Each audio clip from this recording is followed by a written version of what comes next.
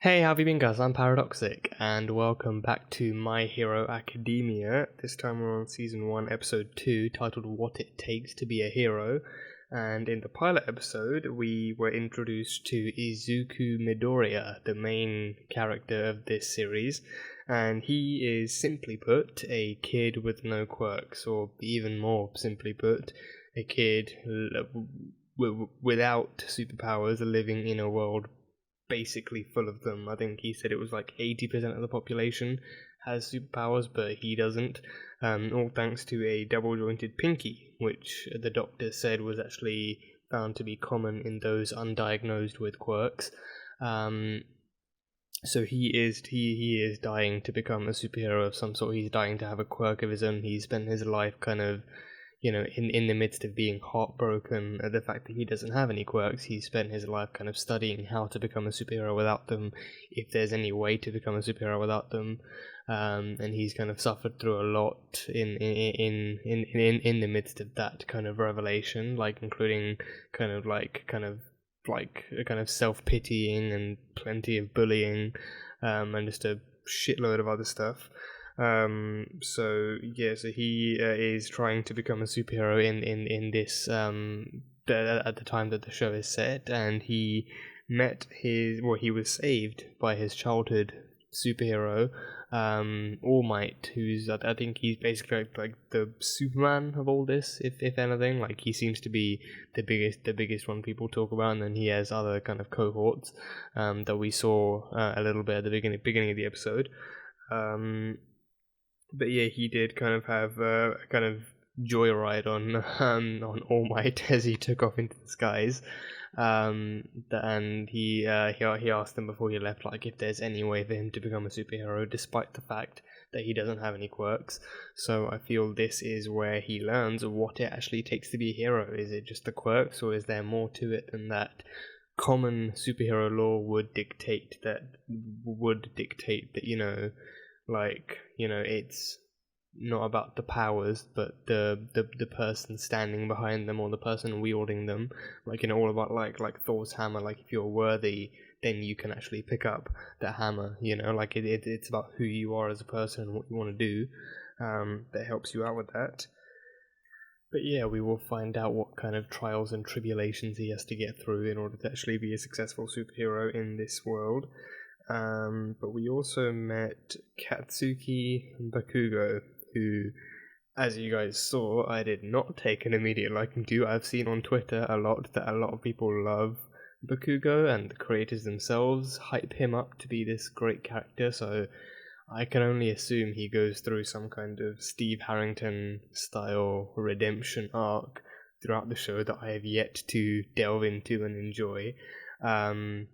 But yeah, I don't know about himself. So far, he just seems like a dick. He's shown to be like a childhood bully, like a bully towards Izuku since childhood. So I don't know, like, what goodness there is to look forward to him. But a lot of people on Twitter seems to like him. A lot of people within the fan base, but I don't know. I don't have a good feeling about him so far. But again, I'm open to change. I'm very much open to change. So we will see, but his quirk is the Fire Punch, I think. I don't know, I haven't really seen how he handles that. He punches his fists a bit, and then, fire comes out of that. Like, he burned the book that Izuku had, and then he kind of did his own little, taunt towards him like that, and fire came up. But I don't know. But there were a bunch of weird quirks in that class. You guys remember, like some dude turning into like a HB pencil or something, or a chunk of wood, another kid pulling his eyes out of his head, another one with a giraffe neck, like some really weird quirks in this show. So yeah, but Bakugo is he is very much egotistical. He knows he's the best, and he is not afraid to say it. He knows that he is the best, and that he will get in anywhere he gets in, and like the best superhero academy or like superhero school is the only one worth his time, and he's the only one worth their time as well. So he knows who he is, but he's not afraid to put others down because they don't match up to his level in his eyes either. So yeah, that's Bakugo. yeah, just a dick. But yeah, so I think this time, what else was there? I think we did see some other heroes kind of sprinkled in there throughout, and yeah, I think there was the Giganta-looking girl that ended up just being a money shot for journalists. There was, I think, some super strength guy holding up a thingy-mabobbly, and another guy who looked like Groot mixed with Rocket Raccoon just a little bit with the suit and everything, and he was getting ready to do his ultimate power move, but then Giganta swooped in and stole his thunder. But yeah, I think we learned like an interesting bit of like the lore of how this universe works. Like, you know, like a baby was born radiating light from birth, and then all of a sudden people all over the world started getting weird abilities and stuff like these quirks. And 80% of the population about 80% of the population has these quirks. And the doctor said that studies have been conducted to try and find out what actually causes these quirks, what the connection is between the body and the quirks, and the double-jointed pinky is all they found in those who do not have quirks. So yeah, what else was there? I mean, I kind of the way I interpreted it, I like that they kind of live in like a capitalist kind of society. I mean, how we live in one, but they live in a fairly capitalist society wherein they like, you know, it's like their popularity and their fame as a superhero determines how well they actually live. So like they have to keep up their fame if they want to keep living off of it, and if they want to keep getting paid for that kind of luxury. But if they don't, then their careers burn out, and then they just get forgotten and thrown to the curb. So yeah, it's a very fun world with some dark elements to it. But yeah, that is pretty much all I have from the first episode. So episode 2, titled What It Takes to Be a Hero. Let's find out what it takes, besides from worthiness. Like a childlike wonder. Never gets old seeing it. And he went Super Saiyan for a second, so that was cool. I'm sorry, Izuku. I wish things were different. I remember watching this the first time, just thinking how traumatizing that was. Could I ever hope to be someone like you? What do you say, All Might? Is there any hope for Midoriya? Please say yes. Oh no. Not now. What the hell happened? Not here.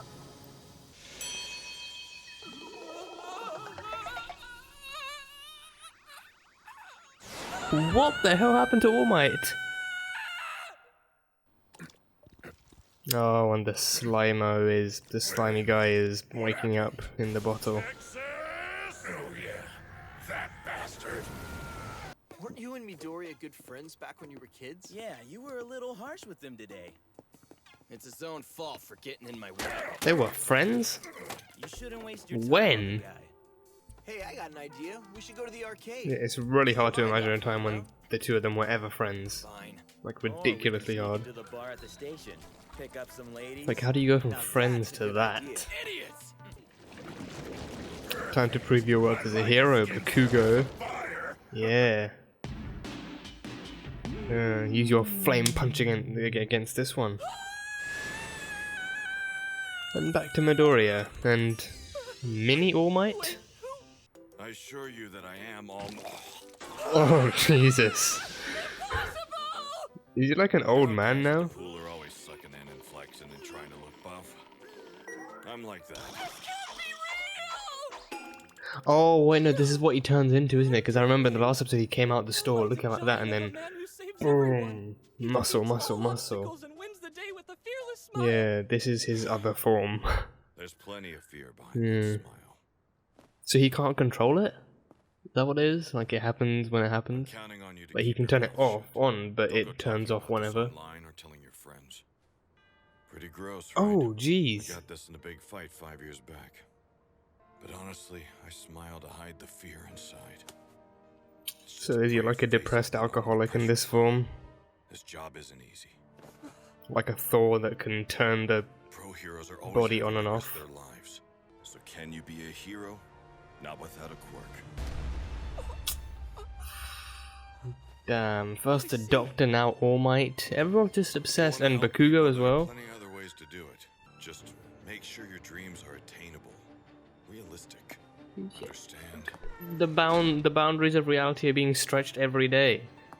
You know, there was a time when no one thought we could go to the moon. Now let's get you to the station. What? What did he lose? Oh, was it the bottles that he had of the slime dude? The bottles? I'm guessing it's the bottles. Not good. I really thought he'd go down the whole, like, you know, can you be a hero? Well, try and find out without the quirks, like, you know, it's the person that makes the quirks, not the quirks that make the person. But no, apparently All Might himself is all about the quirks. You picked the wrong guy to mess with! I'm Yeah. gonna send you back to whatever story you crawled out Yep, of! you show him, Bakugo. You show him. Go! Okay, Bakugo, you're doing more harm than good here. We'll do damage control until someone with the right powers shows up.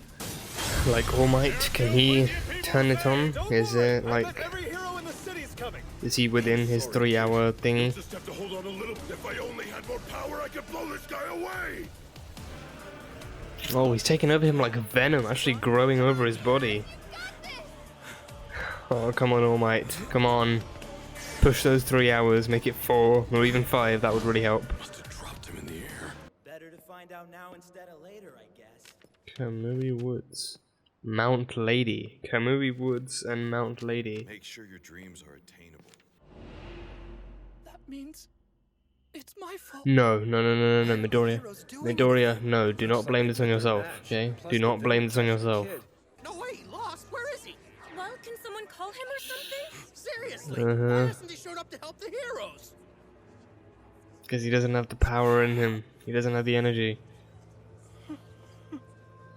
Oh god. No, Izuku, no, don't do this, don't blame yourself. Oh no. Oh no. Oh, is he taking control? Oh crap, Izuku, what are you doing? Midoriya, what is this? Preemptive blinding light. Preemptive blinding light? Oh shit. Oh, he's blinding his eye. There we go, there we go. Come on, Bakugo, jump out. Sorry, kid, it's not gonna happen. It's gonna happen, it's happening. This is what makes a hero. You know, having no power but making a stand anyway. This is what makes you a hero. That's what it takes. Come on. Come on. Come on. Power up, All Might. Power up. Just a little bit longer. There we go. There we go. I'm playing with you. Save the boy. This thing will kill Yeah. him. Come on. Come on. Take your shot, heroes. Take your shot. Pros are always risking their lives. Oh, jeez. Oh, God. He's practically throwing up blood. There we go. There we go. Tears him apart again. That's good. That's very good.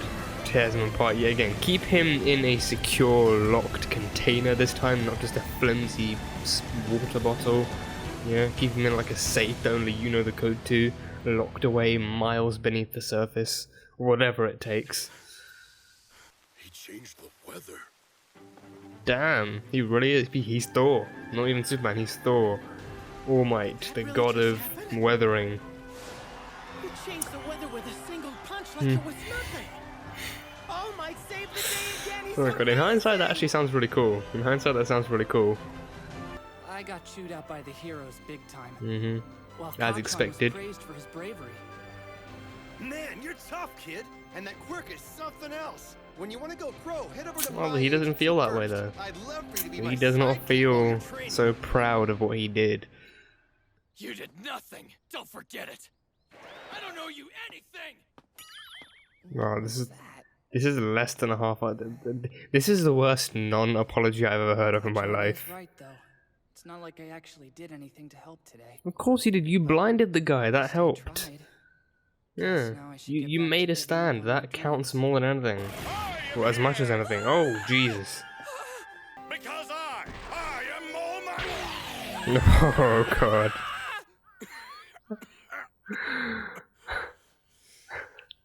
Young man. Oh, there I goes can't All make you Might. think. I We also am have to All Might. discuss the murder. Their bodies moved before they had a chance to think. Almost on their own. That's how courage and adrenaline work.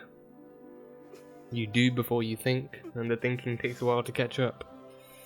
You too can become a hero. There it is.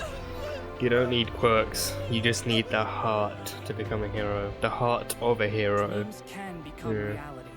Mm-hmm. Oh, by the way, I forgot to mention that this is the story of how I became the world's greatest hero. I figured, because you're the main character. And that is the end of it. Great episode. Great friggin' episode.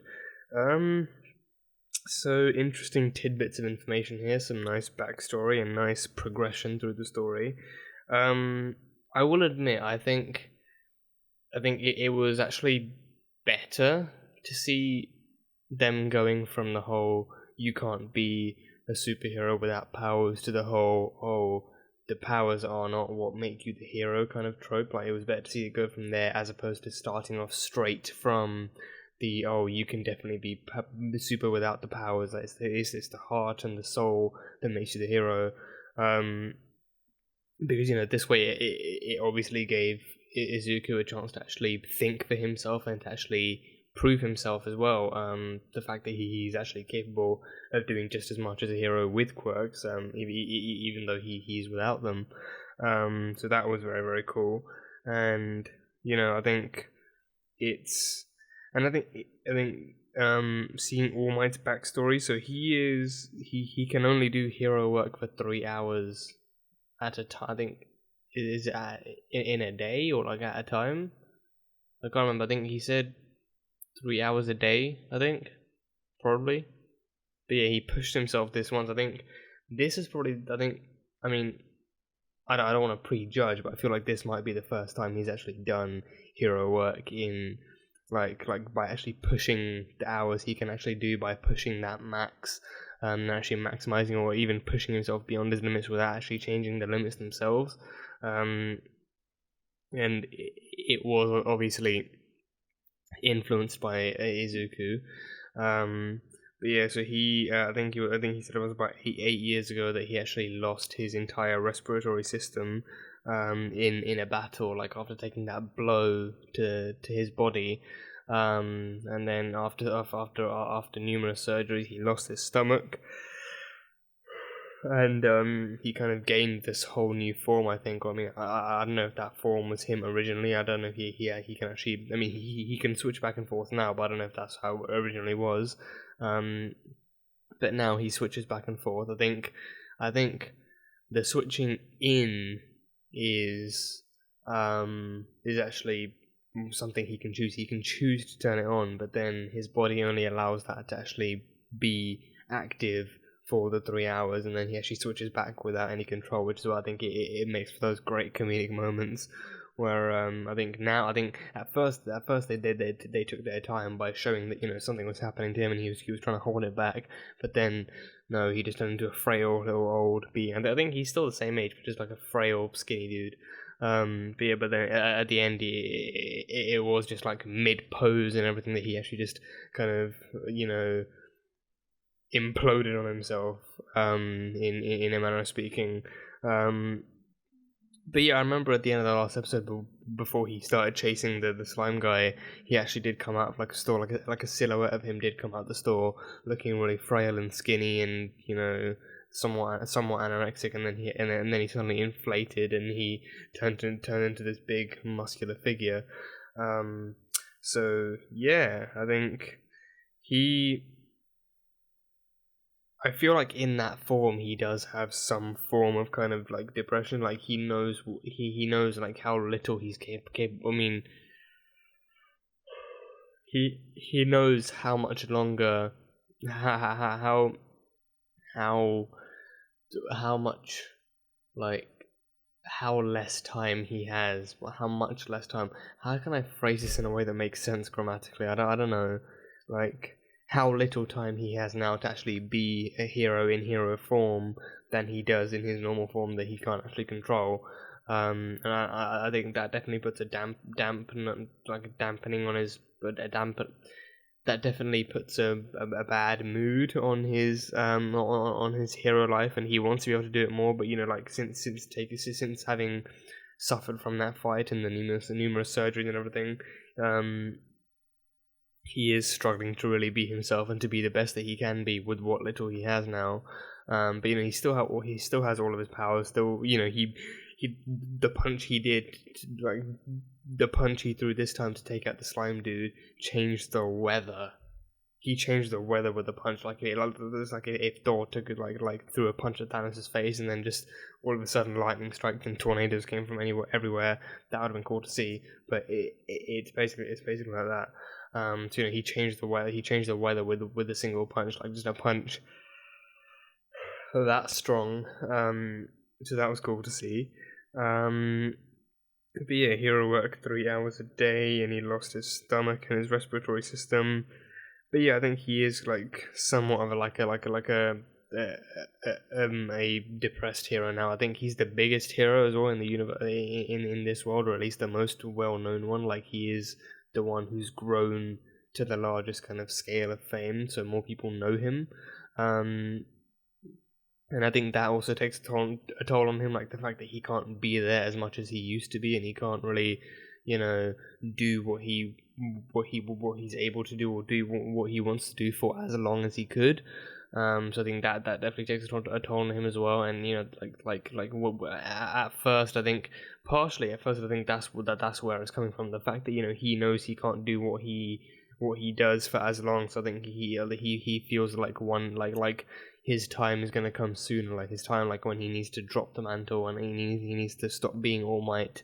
And you know, like a time's gonna come when this is gonna take too much of a toll on him, and he can't even transform anymore because it takes too much out of him. Like, you know, even when he turns back into his form, he just starts like gushing blood out, like spitting blood out of his mouth, and he just looks really sickly. So yeah, and like it looks like such a different figure. Like, besides from the shirt and the hair and everything, like it looks like such a different figure. Like All Might himself, like in his superhero form, he looks like, again, like I mentioned last time, like he looks like your typical superhero. Like he looks like with the great, you know, shiny pearls and the great eyes and the muscular figure and the pose and everything, like that kind of stature. He looks like a man of great symbolism. But then in his other form, he just looks really like introverted and held back, and like he's just like very unhappy. Like his eyes go all dark, and he's just it's just like the pointiest chin and the, you know, the most upside down frown and everything. Like he just looks like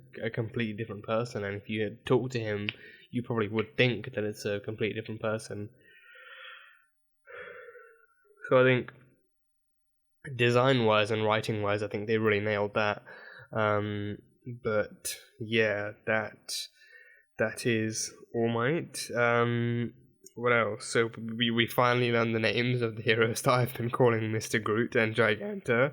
That is Kamui Woods and Mount Lady. They call her Mount Lady because of how tall she is, if you guys didn't figure that out already. But yeah, Kamui Woods and Mount Lady. So I think Kamui Woods' thing, I think that's probably, or I think it was All Might's that was the power move of blinding light or something, where Deku threw his bag and blinded the slime monster, so that, you know, Bakugo could actually get a second to breathe, and, you know, All Might could do his thing. But yeah, those are their names. Izuku, we saw him, well, I think his name is Deku now, so I can actually call him Deku. That is his nickname, like, short somehow. I don't know how you get Deku from Izuku, but apparently you do. Deku is, well, we saw Deku in his own kind of self-destructive kind of phase in this episode. Like, you know, he kind of blamed himself because he you know, took the opportunity to actually hang on to All Might as he was flying, and he, caused the bottles to drop out of his pocket, and then that led to this. Although technically speaking, Bakugo kicked the bottles open. That did more damage than Izuku actually knocking them out of his pockets. I personally think, like never kick an open can or a bottle on the floor. You never know what it contains, even if nothing's in there. Just like probably like invisible slime. So yeah, but yeah, no, I think the Deku, he just, kid's been through so much, like a lifetime of knowing he has no quirks, a lifetime of knowing that he doesn't have anything physical or aesthetic that actually makes him a hero, that enables him to be a hero, a lifetime of knowing that, he is like a quirkless child living in a world that's predominantly occupied with them, and he's always wanted a quirk, he's always finding out how to get a quirk, but he's nowhere close. A lifetime of constantly being told that, he's not going to get anywhere with his dreams because he doesn't have the right resources to actually, chase after them. And even All Might saying at the beginning of the episode, like, like next time you have dreams, make sure that they're attainable and that they're realistic. Like, like dreams can be far-fetched, and, like, I think obviously, like, the realism thing is a good point. Like, if someone dreams that they want to go to space, like the next morning that they wake up, that's not going to be realistic. They can probably take one of those little flying classes, like where you hover in the air. Like, that's probably going to be somewhat similar to space. Like, you levitate and whatnot. Like those zero gravity rooms or whatever they're called. But actually going to space the next morning, that's unrealistic. But Deku's thing, what surprises me is the fact that they've lived this long in a world with quirks, and sure, they found out why some people don't have them, like what the link is between people not having them in their own bodies, but they haven't found a way to replicate them. Are studies being made to replicate them? Because surely those surely superheroes die. Surely these superheroes are not immortal or immune to any physical damage. Sure, they have a high tolerance for it, but surely there are heroes in this show who have actually died in the past. Like, maybe they've yet to mention it, but I'm willing to bet there are heroes. Like, we're going to see some kind of memorial room or some kind of, like a hall of superheroes that includes ones who have passed away or died in the field of battle, and like something honoring them. Surely those ones have died, which means that the world then runs low on superheroes until new ones are born with quirks or new ones come into the fold. But yeah, like the biggest thing, have no doctors or scientists tried to replicate it? Like, try to do tests, tests on willing subjects with quirks to find out what else about them gives them powers, or even try to replicate what they have to try and give to other people willing to be superheroes. Like, that wouldn't exactly be harmful experimentation. Like, again, on willing subjects, we're like willing to give their blood to, for people to study it, and then willing people to actually take that kind of, genetic information in. Like, surely that would be a thing that they're at least looking into. I think I told a friend of mine what the show was about, and his question was, surely, surely there are heroes out here who actually like they don't have quirks, but they still built like they went down the Batman route or the Iron Man route. Like, they built their own quirks, like they built their own suits of armor, they built their own like technology or resources or whatever to actually help them do what people with quirks do, but without the quirks. Like, surely those kinds of people exist, and I'm willing to bet they do. Maybe they are at this at the superhero school. I think the guy with the wings, he seemed like he seemed like Falcon. I think I don't remember seeing any particular like aerodynamic quirks in him. Like, he had the whole bird mask, he had the wing set. I think he probably has a jetpack. I don't know. I like, off the first glance, I didn't see him exhibiting any quirks that specifically related to flying, but I could be wrong. Maybe he actually can fly, and the wings are there to actually help guide him and whatnot. But yeah, I don't know. I think I think it doesn't make sense to me that they're like in a world of like superheroes, there are some who try and stretch that boundary and be like, you know what, I don't have quirks, but I'm still gonna try and be a superhero. Like I'm gonna build my own stuff. I'm gonna make my own suit and my own weapons and whatnot. I'm gonna actually do what heroes do, and I'm gonna train myself up to that strength level and that intellect level and all that stuff. Again, just going down the Iron Man route or the Batman route, just being their own hero despite being quirkless. Like I feel like he's already like I feel like Deku could go down that route after studying what superheroes like, and he's studied superheroes for years on end. Like he studied what their powers are and what like how their powers work, and he hasn't even come up with a way to try he's been so focused on actually, you know, having a quirk that he hasn't actually tried to theorize how he could be a superhero without a quirk, like how he could use, you know, technology like to try and be a hero. Like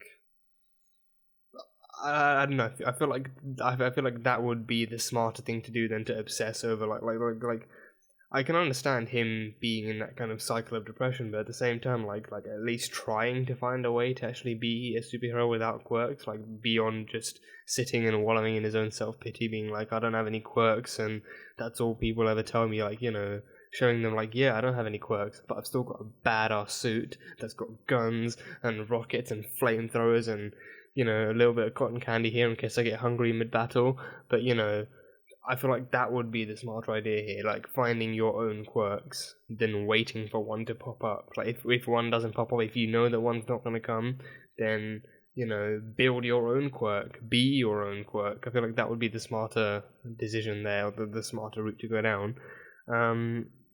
But hey, he did prove himself. He did make a stand after kind of, you know, after pondering for far too long on the fact that this all may have been his fault and that he caused Katchan to be captured by the slime monster, and after realizing that he was the one who probably knocked the bottle of slime out of All Might's pocket, he did, you know, do first and think later. He did just run into that crowd and run towards the slime monster, just do his thing. So he did make a stand, and I think this episode definitely passed on that kind of a message. Like, you know,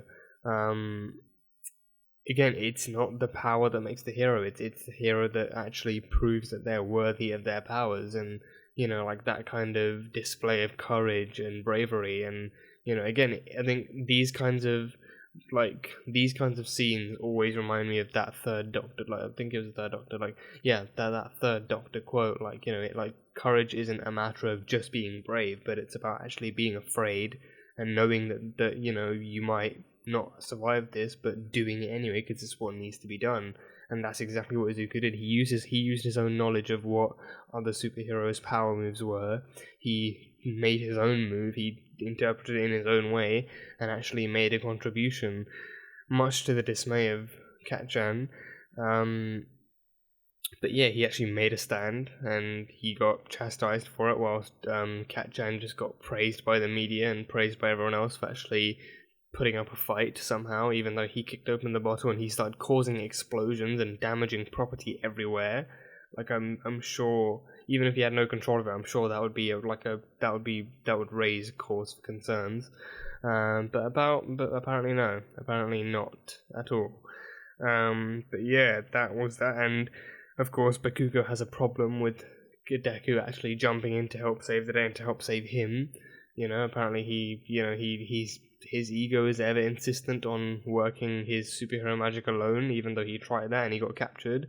And he's insistent on Izuku knowing that he still thinks that Izuku is worthless and quirkless and other less I don't even know what joke I was trying to make there.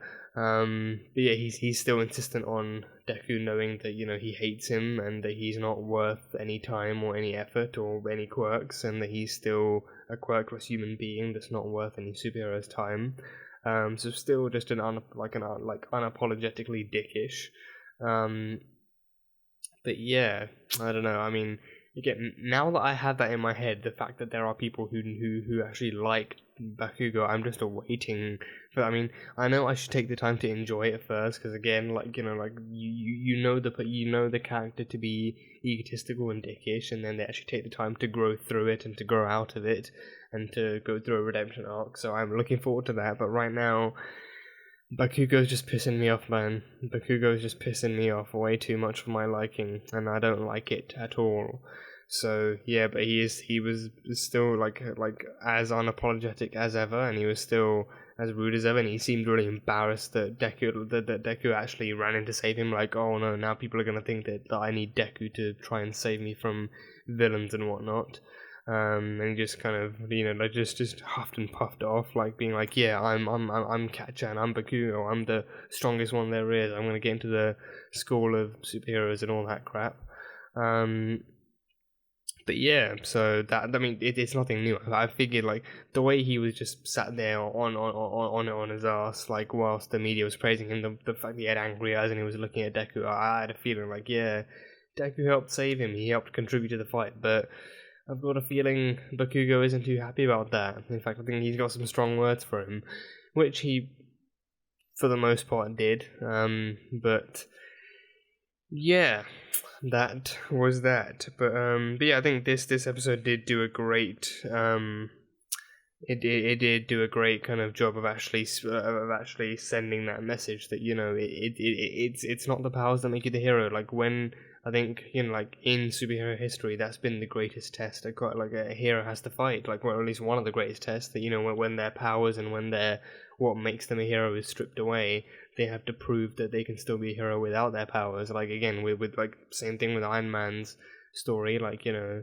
sometimes he's had to prove that he's still able to do what he does without his suit, and, you know, Cap was given the serum because of who he was, like, Erskine chose him because of his heart and everything like that. So, you know, again, it's the heart that makes the hero, not the quirks, not the powers. It's the heart. And Izuku had a crap ton of heart in this episode. He had so much heart, and he used all of that heart to save another human being, even if said being was a bully to him.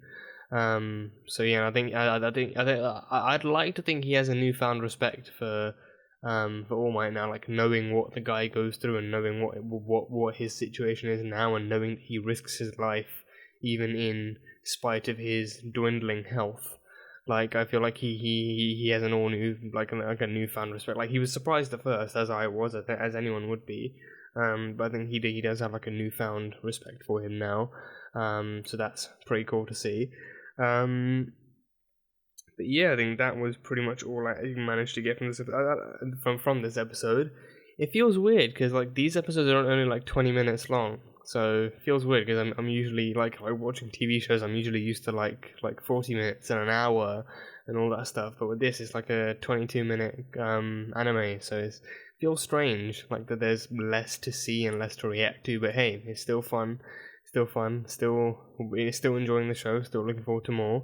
But yeah, that is pretty much all I have. So that was My Hero Academia Season 1 Episode 2, titled What It Takes to Be a Hero, and we did indeed find out what it takes. So yeah, that is it for this one. So thank you guys so much for watching this video. If you guys enjoyed it, then salt and burn that like button. Comment on what you thought of the episode and what you think is coming up next for Deku. And yeah, that's it. So I will see you guys next time.